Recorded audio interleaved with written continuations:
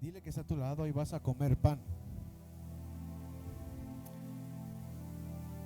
Y ahora voltea y dile, pero al final me invita a los tacos de todas maneras. Amén. Dile, no te vas a salvar. Muy bien, quiero que oremos en esta noche antes de iniciar. Hoy vamos a continuar con nuestro estudio del libro de Juan.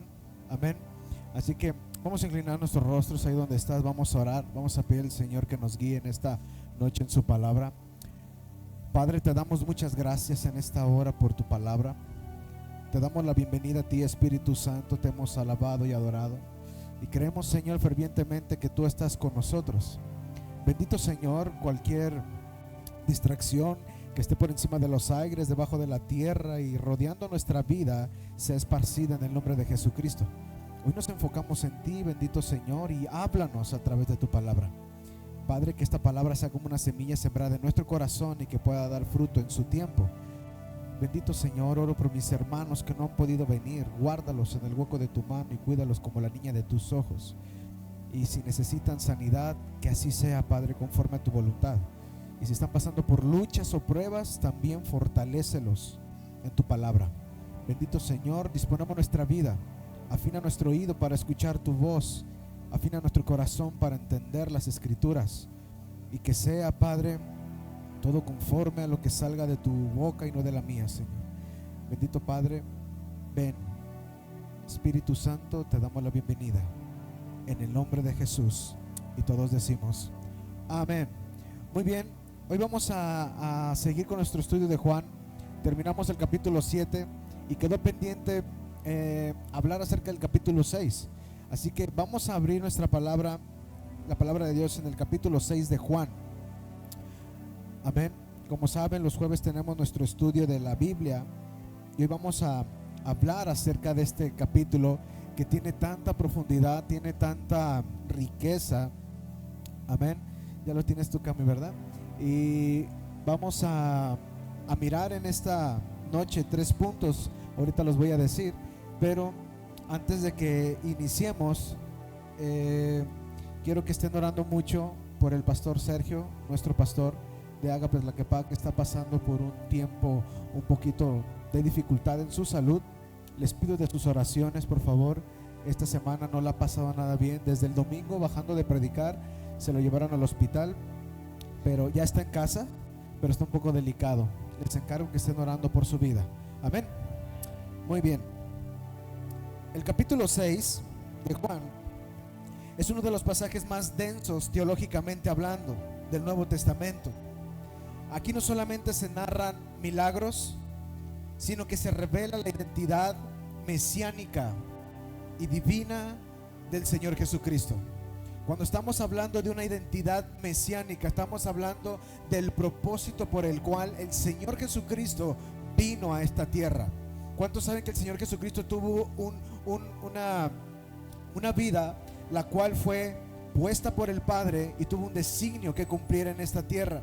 Juan nos abre el panorama de esa identidad mesiánica. ¿A qué vino el Señor Jesucristo? ¿Qué es lo que los hombres esperaban de Él? ¿Y qué es lo que los hombres no querían también de Él? Amén. Este capítulo tiene 3 dimensiones espirituales. Di conmigo, número 1, la provisión divina. Vamos a hablar acerca de la provisión divina, cómo el Señor multiplicó los panes. En este capítulo lo vamos a ver el día de hoy. Número 2, la revelación celestial del verdadero alimento espiritual. El 2 es la revelación celestial del verdadero alimento espiritual. Y número 3, también habla acerca de la crisis espiritual que produce la verdad. ¿Cuántos saben que cuando la verdad viene al hombre produce crisis? Aleluya. Hoy lo vamos a ver eso. ¿Cómo puede ser eso, pastor? Así es. Juan organiza este capítulo como una transición espiritual. Jesús pasa de ser visto como hacedor de milagros a revelarse como el alimento eterno del alma. El milagro inicia y atrae multitudes, pero el discurso que él da posterior purifica a aquellos que lo siguen. Muchos llegaron por el milagro, pero pocos permanecieron cuando escucharon la verdad. Esto revela un principio espiritual. Los milagros atraen a multitudes, pero la verdad separa a los verdaderos discípulos de Jesucristo. ¿Cuántos dicen amén? Muchos creyeron, vieron las señales, pero Jesús no se fiaba de ellos. Dice la palabra en Juan 2 del 23 al 24. En su casa lo puede leer. El capítulo 6 también conecta con una figura del Antiguo Testamento, el maná del desierto. ¿Cuántos recuerdan ese momento en el que el pueblo de Dios comía del maná del cielo? El capítulo 6 de Juan conecta con ese tiempo transitorio en la palabra del Antiguo Testamento.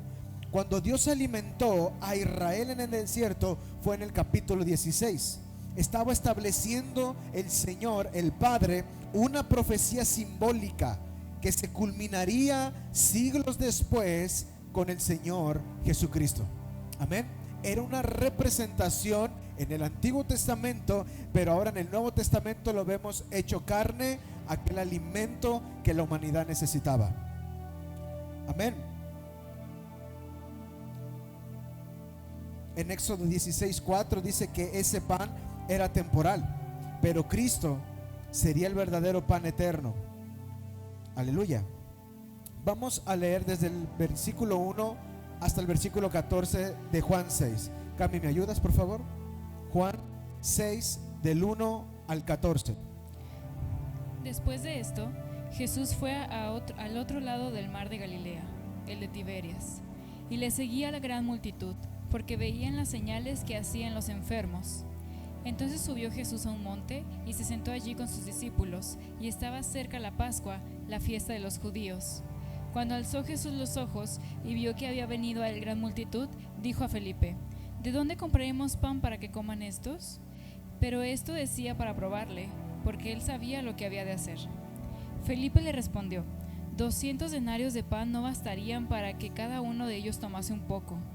Uno de los discípulos, Andrés, hermano de Simón Pedro, le dijo: Aquí está un muchacho que tiene 5 panes de cebada y 2 pececillos más. ¿Qué es esto para tantos? Entonces Jesús dijo: Haced recostar a la gente. Y había mucha hierba en aquel lugar, y se recostaron como en número de 5,000 varones. Y tomó Jesús aquellos panes, y habiendo dado gracias, los repartió entre los discípulos, y los discípulos entre los que estaban recostados, asimismo los peces cuanto querían. Y cuando se hubieron saciado, dijo a sus discípulos: Recoger los pedazos que sobraron, para que no se pierda nada. Recogieron pues, y llenaron 12 cestas de pedazos, que de los 5 panes de cebada sobraron a los que habían comido. Amén. El 14. Aquellos hombres entonces, viendo la señal que Jesús había hecho, dijeron: Este verdaderamente es el profeta que había de venir al mundo. Aleluya. Muy bien. Jesús se encuentra frente a una multitud enorme. Eran aproximadamente 5,000 personas, sin contar a las mujeres y a los niños. Eso quiere decir que aproximadamente, vamos a decir que había un total de 15,000, ¿sí? Aproximadamente, no lo sabemos, pero eran más de 10,000 personas. Era algo grandísimo. La escritura dice que entonces Jesús tomó los panes y, habiendo dado gracia, los repartió entre los discípulos. Había aproximadamente esta cantidad de hombres y de mujeres. Humanamente era imposible alimentarlos, iglesia. Entonces aparece un muchacho. Di conmigo: aparece un muchacho. Este muchacho trae 5 panes de cebada y trae 2 peces. Este muchacho llega y ofrece lo que tiene al Señor Jesucristo. Imagínate el enfoque mental de este joven en el momento de ver tanta multitud, y él traía comida. ¿En qué cabeza cabe en él que con esos 5 panes y esos 2 peces, entregándoselos a Jesús, iba a darles de comer a tanta multitud? Vamos a comenzar con el muchacho, no con los discípulos. Comenzamos con el muchacho, porque el muchacho es el que se acerca y lleva esto. En Mateo también lo narra, que él se acerca y ofrece lo que él tiene: 5 panes y 2 peces. Mira, aquí está la situación de Juan. Juan comienza narrando esta experiencia diciendo esto: muchos de los que vamos a repartir el pan, ¿sí? O de los que vamos a dar pan de vida. ¿Cuántos dadores de pan de vida hay aquí? Cuando tú vas a las calles y hablas del Señor Jesucristo, estás dando pan de vida eterna. El apóstol Juan estaba diciendo, va a haber muchos que se van a sentir insuficientes con lo que ellos son o con lo que hay en ellos. Yo he tenido muchas personas que de repente me dicen, ¿yo cómo puedo servir a Dios si no tengo nada? No sé tocar, no sé hablar, no sé hacer nada. A ver, le digo, hay algo que tienes que hacer bien. Sé orar. Pues ponte a orar. Empieza a orar. Vas a ponerte en la entrada de la iglesia y te vas a poner a orar. Ora en tu casa. Ven a la oración. ¿Sabes algo? El punto que está diciendo Juan es: ofrécele al Señor lo que tú crees que es poco en tu vida, porque Él lo va a multiplicar. No importa cómo lo mires tú con tus ojos, el Señor lo mira grande en tu vida. El Señor lo mira multiplicado. El Señor lo mira prosperado. Aquello que tú dices, es que no tengo nada, no sé nada, apenas tengo poco en el evangelio. Ok, lo que sabes, lo que tienes, entrégaselo a Dios. Juan dice, no te menosprecies. Imagínate este muchachito diciendo, no, pues nomás son 5 panes y 2 peces. No, pues aquí hay más de 5,000, vámonos. No, esto no sirve de nada. No, él dijo, aquí está, Señor. Si de algo sirve, tan siquiera darle 5 panes a 5 hombres y 2 peces a 2 mujeres o a 2 niños, hazlo. Algo van a comer.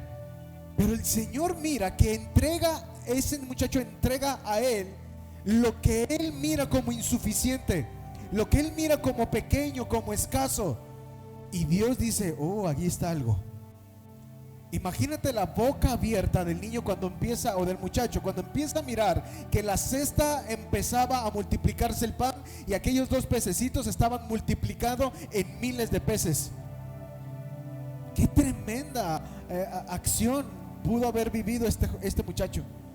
Y saber que por medio de él, saber que por medio de su poca escasez que él tenía, aquello pequeño que él tenía, el Señor lo usó para alimentar a muchos. ¿Sabes algo? Dios va a usar los dones que tú tienes para alimentar a multitudes.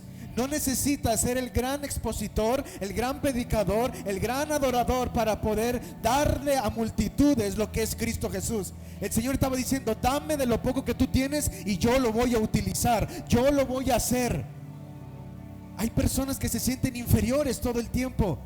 Oh, es que Darío canta mejor que yo. Tú canta, Darío. No, Dios también te dio voz. Alaba al Señor, glorifica al Señor por medio de lo que Dios te ha dado. Pero hay tantas personas que se sienten miserables.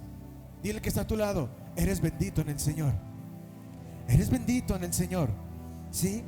Entonces podemos ver esta imagen de cómo el Señor le habla a su pueblo y le dice, no te achiques. Lo poco que tú crees que tienes, yo lo puedo usar para que multitudes sean alimentadas. Mira, yo recuerdo cuando estaba chico y yo siempre fui adorador. Yo toco el instrumento de la batería y a mí me apasiona tocar la batería. Cuando yo adoro al Señor en la batería me siento en otro mundo, me pierdo. Los que me han visto que me transformo ahí tocando. Y cuando pasa un tiempo en el cual yo decía, pues es que yo nomás toco la batería. Y yo recuerdo que había algo dentro de mí cuando yo escuchaba en aquel entonces con el pastor donde yo me congregaba. Había algo que cuando él predicaba yo sentía dentro de mí. Y yo recuerdo que un día teníamos clase los adolescentes y la maestra de adolescentes me dice, Jonathan, el domingo ayúdame a darles una palabra a los adolescentes. Y yo me quedé, pero yo le dije sí. Luego hermano, yo le dije sí. Y cuando se va la maestra yo me quedo, ¿y ahora qué voy a hacer? Yo no sé hablar. Aquí está mi mamá y mi papá de testigos de que yo enfrente de la gente era muy raro que yo hablara. Y ese día me dice la maestra, ¿lo vas a hacer? Y yo sí. Cuando ella se va yo me quedé temblando. Y mi primer predicación que hablé en adolescentes en esa iglesia fue acerca de Apocalipsis. Algo bien fácil, ¿verdad? Y expuse el tema. Y lo curioso, que yo menospreciaba mi palabra.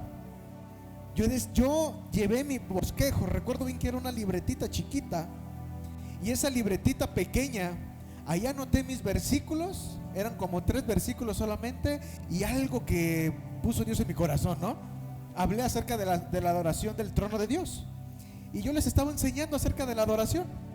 Pero antes de yo entrar, yo le dije a la maestra: maestra, ¿sabe qué? Mejor no, mejor usted délo. Lo que yo traigo, pues, ya lo saben. Es como enseñarles otra vez lo mismo. Y me dijo ella: no, vas a hacerlo. Ahora le doy gracias a Dios por su vida, de esa mujer que por medio de ella entendí el llamado que Dios tenía para mi vida. Y cuando yo me pongo a enseñarles, yo en la alabanza yo me sentía eufórico con el Señor adorando, pero cuando yo prediqué la palabra, yo me sentí completo y algo pasó en mí, y yo dije: oh, esto está más tremendo que cuando toco. Y el resultado de aquella pequeña predicación que duró 15 minutos cambió la vida de muchos jóvenes, que al final muchos jóvenes estaban llorando y adorando al Señor con una pequeña palabra. ¿Y sabes algo? Ese fue el inicio de que el Señor me dijo: lo poco que tú creías que no servía, lo voy a usar para alimentar a muchos. No menosprecies lo que Dios te ha dado. Dios lo va a utilizar para alimentar a multitudes. Aleluya. Había aproximadamente esa cantidad de hombres y fueron alimentados por la obediencia de este joven. Dios no necesita abundancia humana, Él necesita una disponibilidad en tu corazón. El milagro comenzó cuando lo poco fue entregado a Cristo Jesús. Aleluya. Este es un principio espiritual. Para que ocurra algo en tu vida, aquello poco que tú crees, ofréceselo al Señor Jesucristo. Amén. Cuando lo poco entra en las manos de Dios, deja de ser poco y se multiplica. Aleluya. Dile que está a tu lado: si tienes poco, dáselo al Señor. Ahora mira, muchos de ahí se agarran para vaciarles las carteras. Aleluya. ¿Cuánto traes? 20 pesos, ven y dalo. No, hermano, Dios no está hablando de eso en ese pasaje. Él está hablando literalmente de lo que eres como hijo de Dios. Dios te ha entregado una virtud, un don, para que tú puedas expandir el reino y el pan de vida a aquellos que están hambrientos. Aleluya. Vamos a Segunda de Reyes, Cami, capítulo 4, del 42 al 44. Vamos a ver qué pasó aquí con Eliseo. ¿Qué es lo que provoca que lo poco en las manos de Dios sea multiplicado? Segunda de Reyes 4, del 42 hasta el 44. ¿Ya lo tienes? Sí. Léelo, por favor. Okay. Vino entonces un hombre de Baal la Salisa, el cual trajo al varón de Dios panes de primicias y 20 panes de cebada y trigo nuevo en su espiga. Y él dijo: da a la gente para que coma. Y respondió su sirviente: ¿cómo pondré esto delante de 100 hombres? Pero él volvió a decir: da a la gente para que coma, porque así ha dicho Jehová: comerán y sobrarán. Entonces lo puso delante de ellos y comieron, y les sobró, conforme a la palabra de Jehová. ¿Se fijan?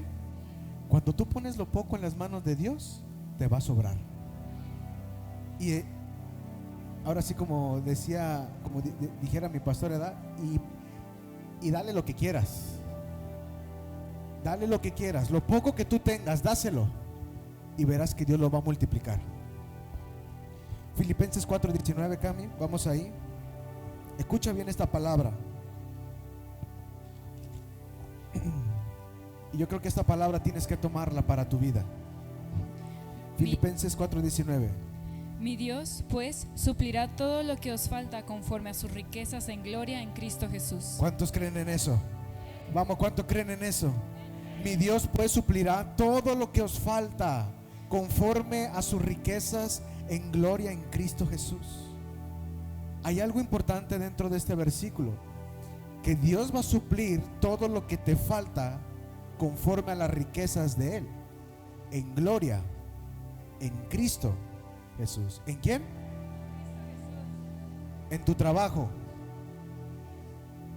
en tu patrón, en Cristo Jesús. Él va a suplir tus necesidades siempre y cuando tú estés en Cristo Jesús. Porque este pasaje de Juan es lo que trata de profundizar y trata de revelarse Cristo a la humanidad, diciendo: no dependas de lo poco que tienes, no dependas de tus recursos económicos, porque el discípulo le dijo: 200 denarios de pan no va a alcanzar, Jesús, para toda esta multitud. Ellos como hombres dependían de su ¿qué? De su economía. Nosotros tenemos que depender de Cristo. Dile que esto lo depende de Cristo. Amén.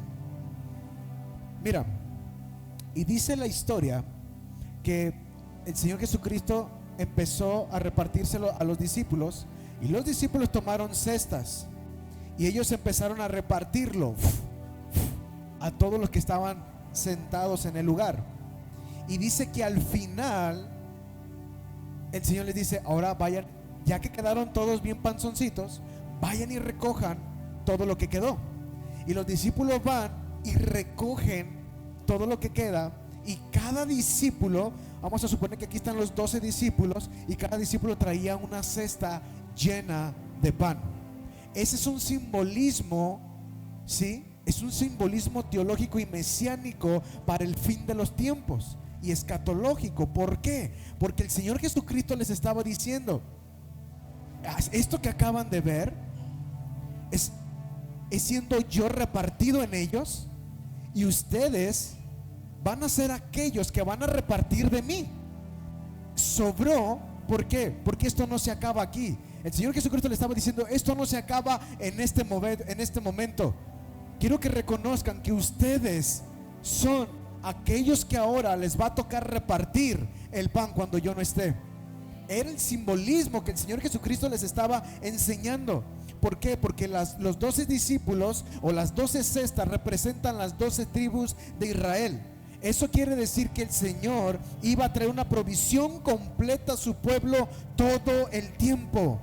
Aleluya. Esto muestra que en Cristo hay abundancia para todo el pueblo de Dios.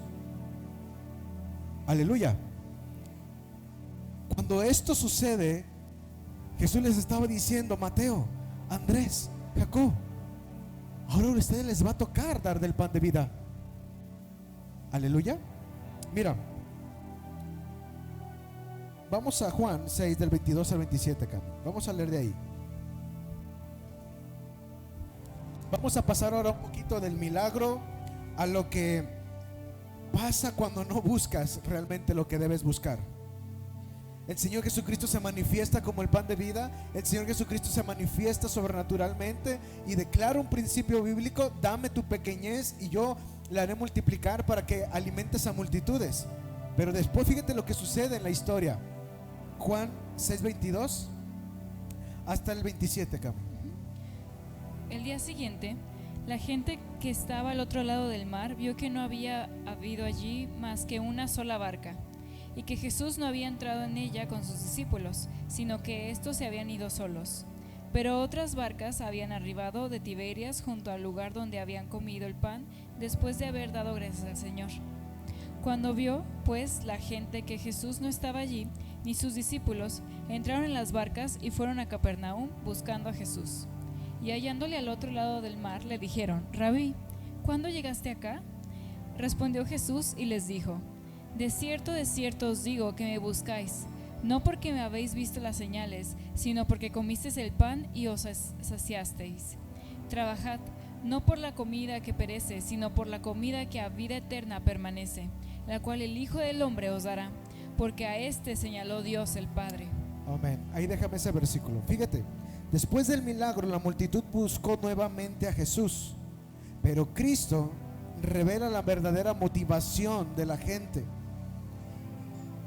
En el 26 dice: me buscáis no porque habéis visto las señales, sino porque comisteis el pan y os saciaste. Amén. ¿Por qué buscaron? El Señor le revela su condición a la gente, ¿verdad? Pues imagínate esto. Imagínate que alguien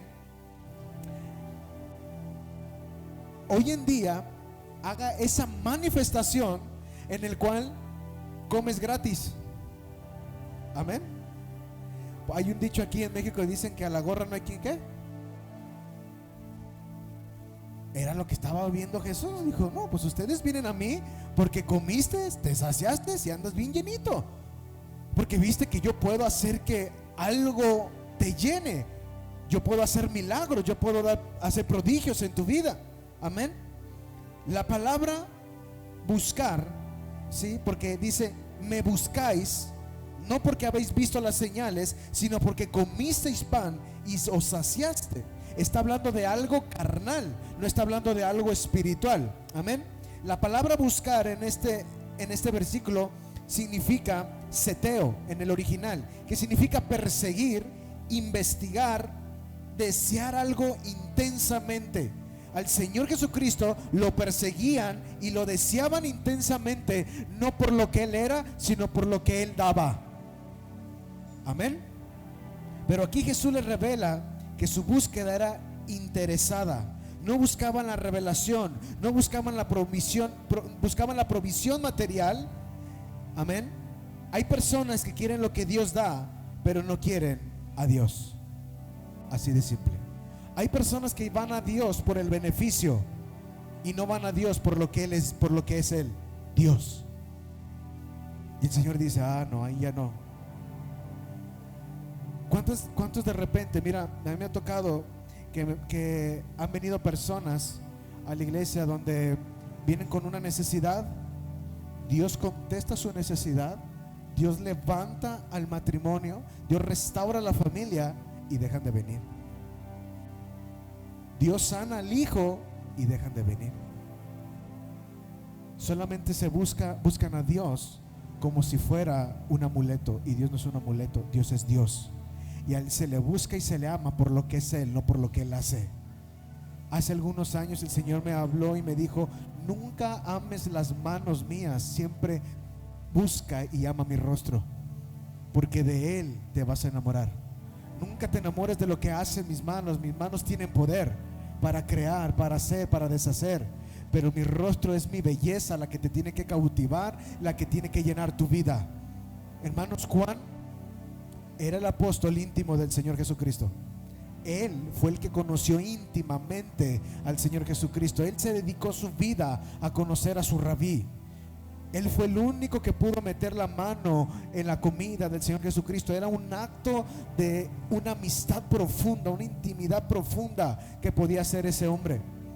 Y Juan ahora está revelando esto. Cuando busquen al Señor y Dios les dé, porque sabes algo, cuando tú buscas a Dios, Dios se revela, Dios hace algo sobrenatural. El problema es que cuando ves que Dios detiene su mano, el hombre reniega.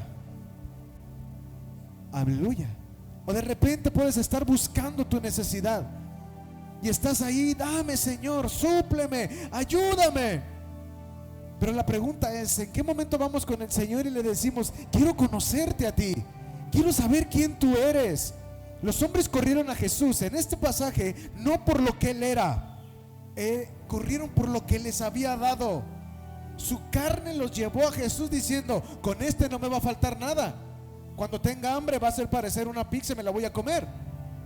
Con este voy a tener todo el tiempo mi vida resuelta. Y el Señor dice, sí, pero yo no estoy con aquellos que me buscan por el beneficio mío. Yo habito con aquellos que vienen a mí por lo que yo soy, su Dios. Ahorita lo vamos a ver más adelante, qué es lo que los discípulos hablan y cómo el Señor les contesta y les da una cachetada con guante blanco.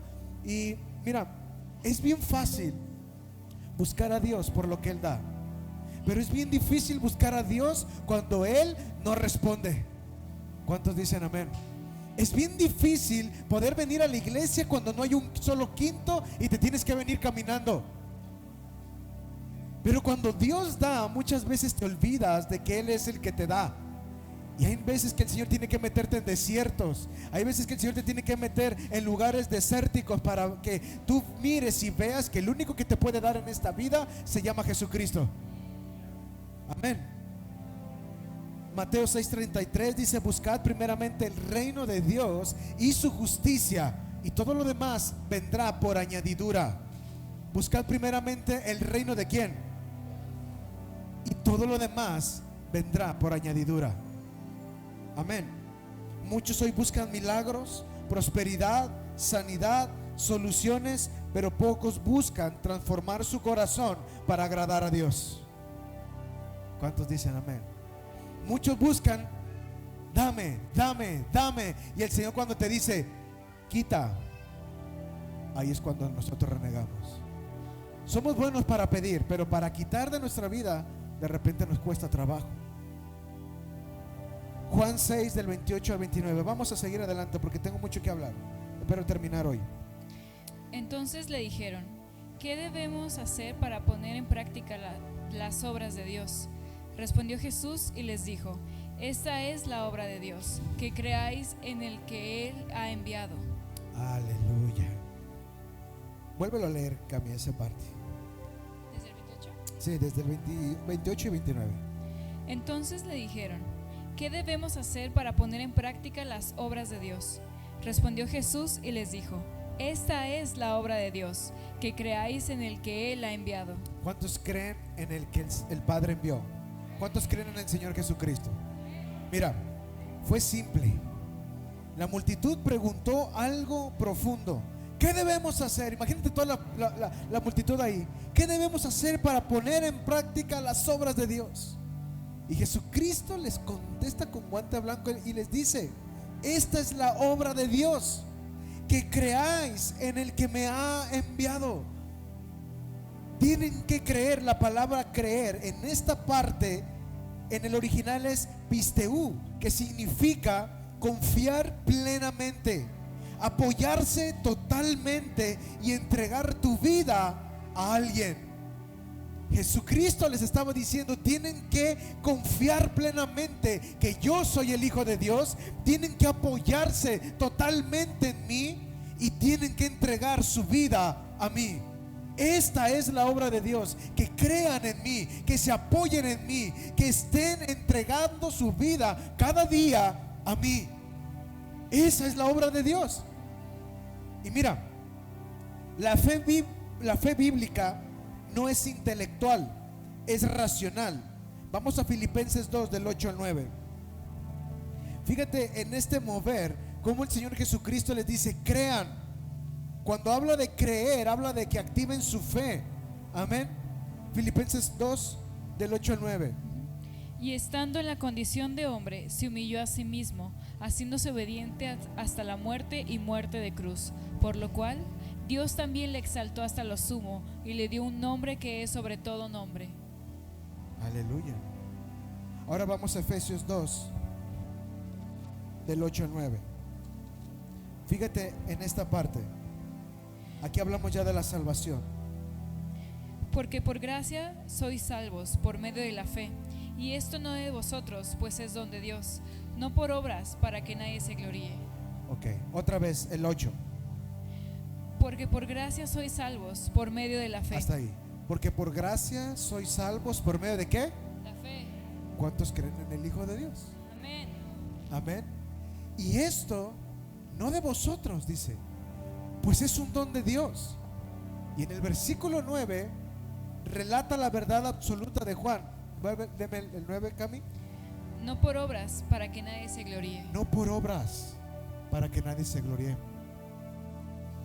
Esto destruye la mentalidad religiosa que cree que la salvación se obtiene por obras. La salvación no se gana, la salvación se recibe porque es una dádiva de Dios. Aleluya. Cuando nosotros confiamos plenamente en Dios es porque creemos en Él. Y Juan estaba estableciendo esta palabra: deposita, vamos a irnos desde el inicio. Deposita lo poco que tienes, entrégamelo, y tú vas a darle a multitudes. Tú vas a ser un conducto por el cual multitudes van a recibir pan de vida eterna. Número 2, levántate. Levántate y no busques mi vida por lo que yo hago, búscame por lo que yo soy. Y termina diciendo en este punto: tienes que creer en mí, apóyate todo el tiempo en mí, cimienta tu fe en Cristo Jesús. Aunque no tengas confía. Aunque no lo mires, confía. Amén. La revelación del pan de vida. Vamos ahí, Juan 6:35. Voy a ir un poquito más rápido.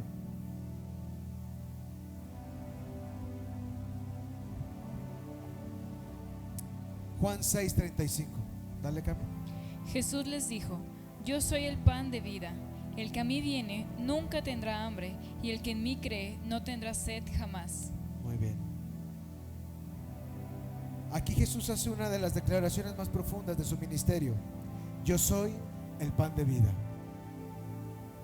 Si nosotros vemos literalmente la palabra yo soy, esto conecta directamente con el nombre divino revelado a Moisés en Éxodo 3:14, cuando le dice: yo soy el que soy. Jesús no solo estaba enseñando, estaba revelando su identidad. Y aquí es donde quiero entrar, querida iglesia. El hambre física siempre va a volver. Pásenos de la alabanza ya. Quiero que digas conmigo: el hambre física siempre va a volver. ¿Cuántos comieron ayer a la hora de la comida? ¿Y cuántos cenaron anoche? ¿Y cuántos desayunaron en la mañana? ¡Qué dragones! ¿Y cuántos comieron hoy? ¿Y cuántos les espera unos buenos tacos? Aleluya. Porque el hambre física siempre va a volver.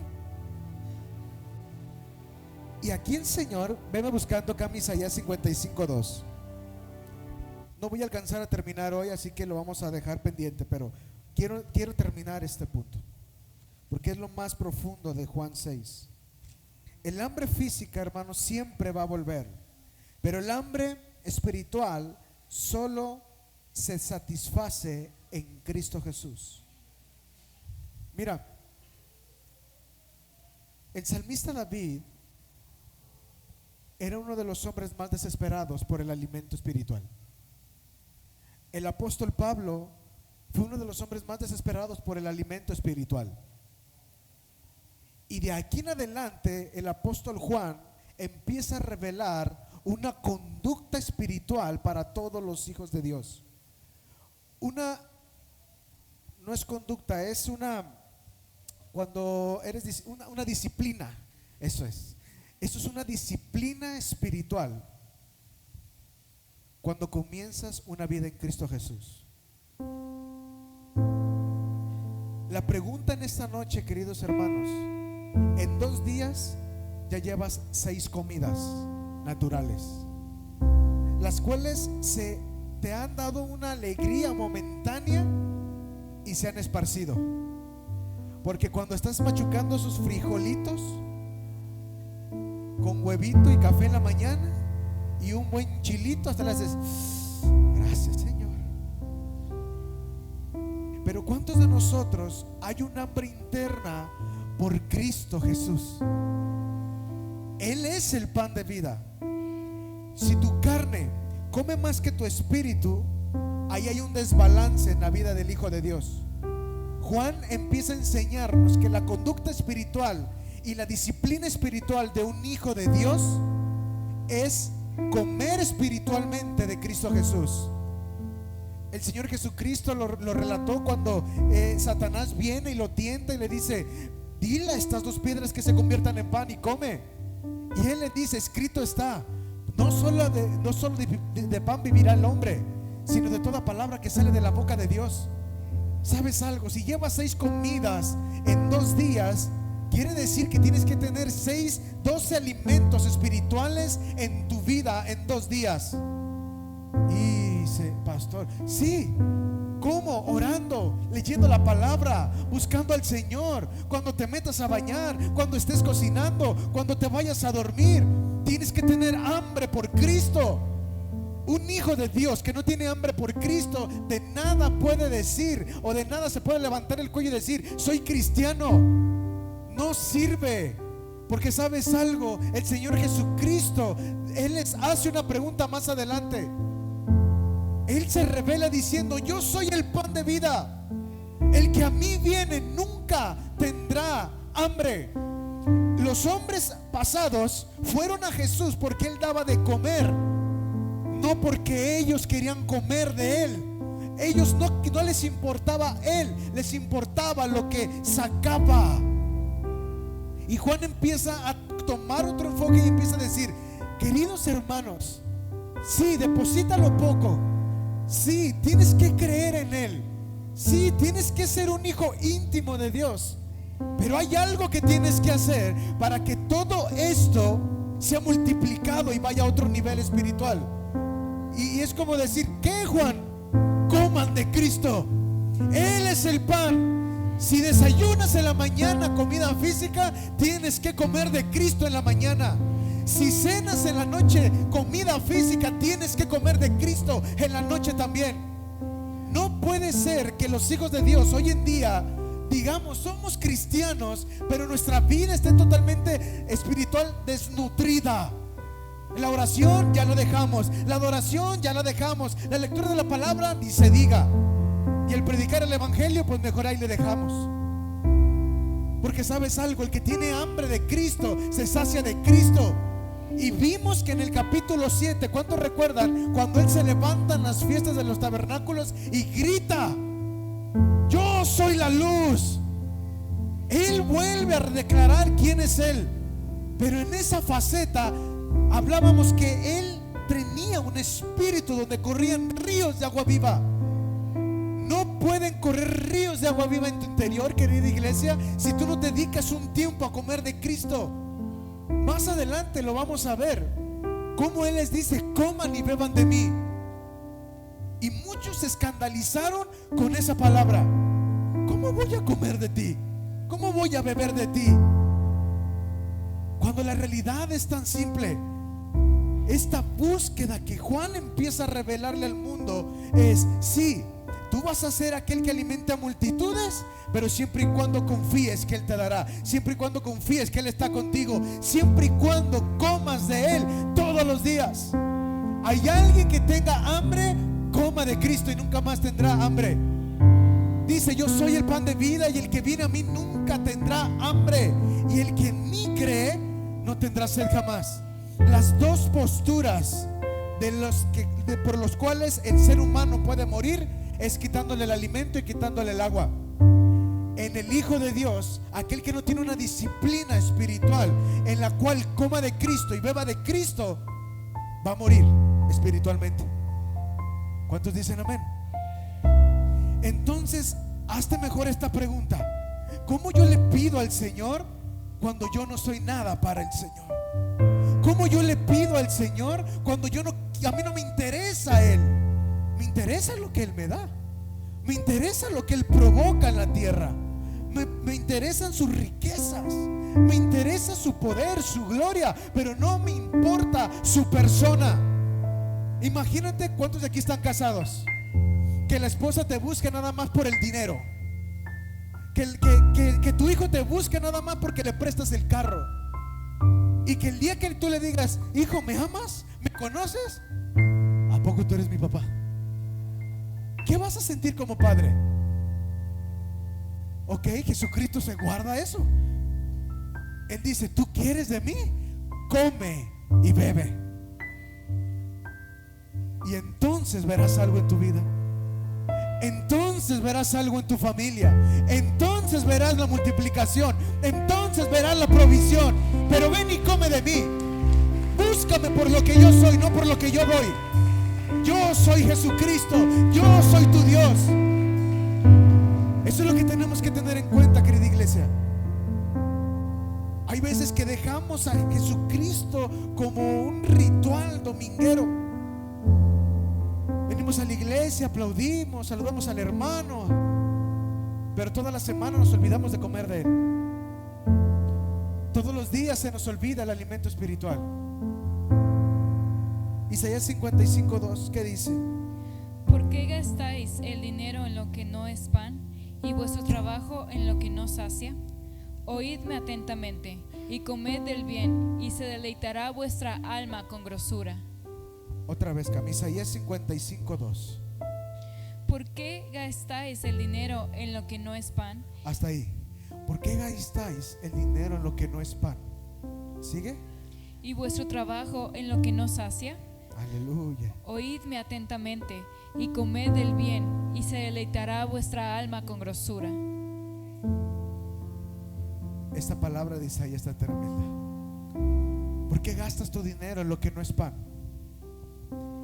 Y vuestro trabajo en lo que no sacia. Oídme atentamente. Esto es como culmina, se me hace tan poderoso. Oídme atentamente y comed del bien, y se deleitará vuestra alma con grosura. ¿Sabes por qué muchas personas viven infelices toda su vida? Porque nunca han probado un poquito del pan de vida eterna. ¿Cuántos alguna vez recibieron a Jesucristo en su corazón y andaban eufóricos todo el tiempo? Se sentían como niños recién nacidos. Y pasó el tiempo y se apagó, porque dejaron de comer de Cristo. Porque Cristo es el que deleita vuestra alma con grosura. Él es el que te vuelve frondoso espiritualmente. Pero cuando tú no comes de Cristo, te vuelves peor que un hueso chupado, seco. Aleluya. El mundo va a ofrecer placer, dinero, poder, éxito, pero ninguno llenará el vacío del alma. Vamos a dejarle hasta ahí. Todavía falta del 53 hasta el 56 y del 6 hasta el 66. Vamos a entrar a Juan 6, 66.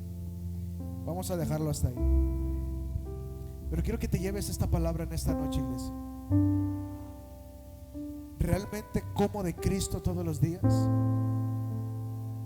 Ahora, te puedes estar haciendo una pregunta: pastor, ¿y cómo como de Él?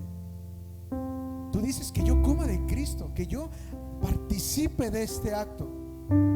Más adelante, el siguiente jueves, vamos a ver que la Santa Cena que Dios estableció tiene un fundamento de Juan 6 también. Y lo que Él dio y lo que Él dijo, las palabras que relató en el momento de dar la Santa Cena, tenían tanto poder en el cielo, en la tierra y debajo de la tierra. Era totalmente algo poderosísimo la Santa Cena. Amén. Y si te estás preguntando cómo como de Cristo, te voy a decir rápidamente esto. Si traes en qué anotar, anótalo. Comer de Cristo es participar de su sacrificio. ¿Qué es participar de su sacrificio? Hacerte consciente que Jesucristo murió, que crees en Él, que tú tienes una vida nueva cuando aceptaste a Jesucristo. ¿Sí? Número 2, recibir su vida. Tú tienes la vida resucitada de Jesucristo dentro de ti, porque aquel día, cuando dice la palabra en Apocalipsis, que cuando nosotros seamos llamados a la séptima trompeta, los muertos en Cristo resucitarán primero. Tú tienes la vida de Cristo dentro de tu vida. Número 3, depender completamente de Él. Estas tres cosas son una alineación de fe. Participo de su sacrificio, creo en Él, Él es mi Padre, yo soy su Hijo. Recibo su vida, recibo su sacrificio. Gracias, Jesús, gracias porque moriste por mí. Número 3, dependo completamente de Él, no de lo que Él pueda realizar. Completamente dependo de lo que es Él. Él es mi Dios, yo soy su Hijo. Amén. Y esto que sigue, esto apunta a la cruz. Comer de Él y beber de Él es vivir una vida crucificada para Cristo Jesús. Muero yo, dijo el apóstol Pablo, para que Cristo viva en mí. Ahí yo estoy haciéndome partícipe juntamente con Él de su sacrificio. Número 2, la rendición. Tengo que rendir mi vida todos los días a Él. Comer de Cristo es matar mi carne, que no prevalezcan mis deseos. Me rindo a Él. Si sabes que es rendirte, ¿verdad? ¿Alguna vez te has rendido en algo? Es cuando ya no puedes, ¿verdad? Rendirte En el boxeo es estar con tu contrincante y decir: me rindo, haz lo que quieras conmigo, me rindo, bajo la guardia. Porque sabes algo, los hijos de Dios somos buenos para estar a la defensiva todo el tiempo. Todavía no me das, todavía no me, ¿a qué horas? No, pues es que tú sí quieres que vaya a la iglesia, pero tú de allá para acá no me das nada. Tienes que rendirte. Rinde tu vida. Me rindo, Señor, haz lo que quieras. Si me das, te voy a alabar, y si no me das, sea tu nombre alabado. Me rindo. Número 3, la comunión espiritual. ¿Qué es una comunión espiritual? Orar, leer la palabra, adorar al Señor, meditar en Él. Sí, estamos. Dile que está a tu lado: es tiempo de comer de Cristo. Pero voltea y dile: pero no te vas a escapar de los tacos. Eso sí, ¿no? ¿Y sabes algo? Hace algunos domingos hablé acerca del ayuno. Quien estuvo, qué bueno, y si no, búscalo en el canal de YouTube. Ahí está la predicación de ayuno. Y dentro del ayuno, hermano, es algo tremendísimo en el mover espiritual. Y ahí hablo cómo es la conducta que tiene que tener el Hijo de Dios cuando uno ayuna. No ayunamos por algo, ayunamos por alguien. No ayunamos por un milagro, ayunamos porque lo amamos. ¿Cuántos dicen amén? Ponte de pie en esta noche.